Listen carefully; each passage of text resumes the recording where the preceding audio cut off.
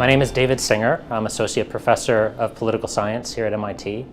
And my research is focused on what's called international political economy, which is basically kind of a cross between economics and political science with a focus on how countries relate to one another.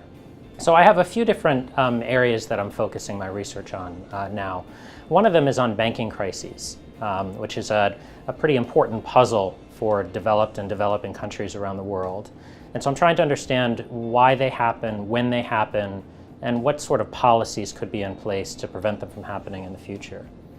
So why do banking crises happen? Why are countries more stable than others? Those are the puzzles that I'm trying to get in my research. And what we're finding right now is that there are aspects of the domestic structure of financial markets that either make countries more susceptible to shocks from the outside or more resilient against those shocks.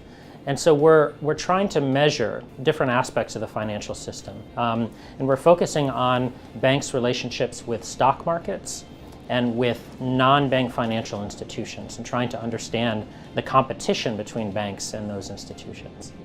So what we're finding when we look at the structure of financial systems and we look at connections between those structures and actual crises since the 1970s is that it doesn't seem to matter whether there's a separation of banking and investment banking or whether we see what's called universal systems as we see in Germany, where one large bank could be responsible for insurance, for banking, for investment banking.